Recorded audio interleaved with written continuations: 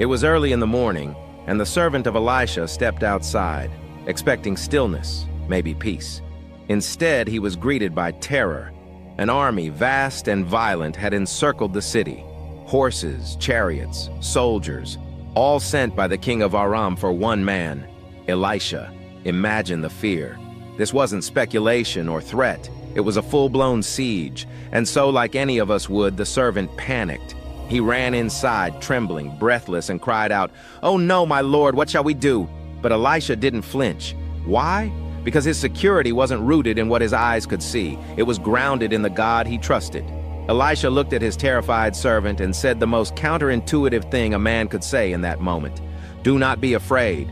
Those who are with us are more than those who are with them." Now let's be honest. That makes no sense in the natural.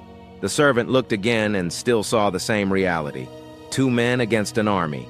No allies, no backup, no visible deliverance. Just a prophet and a panicked aide, trapped and outnumbered.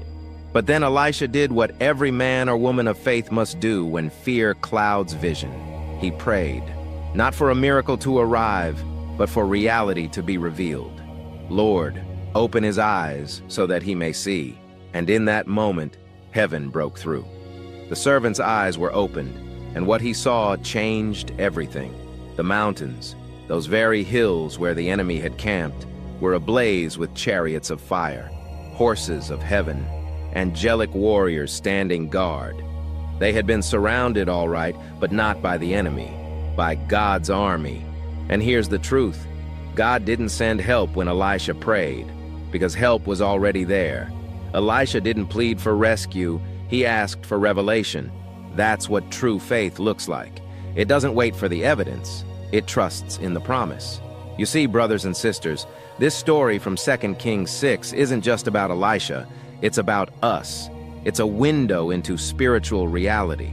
What we see with our physical eyes is only half the story. The real battle is spiritual, and the real protection isn't always visible, but it is very present.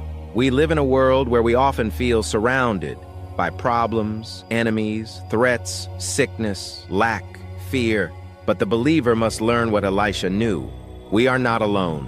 The God who commands angel armies is not waiting to act. He is already active. He's not pacing the throne room wondering what to do.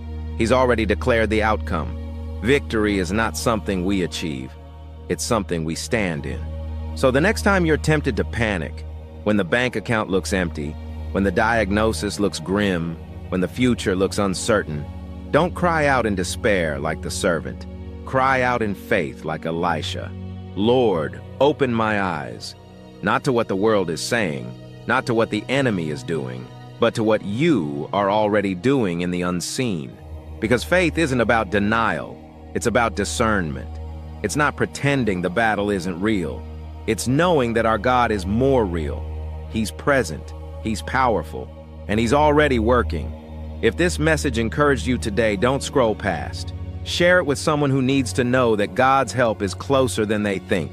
Drop "Open my spiritual eyes, Lord," if you believe help is already in place. God bless you. Amen.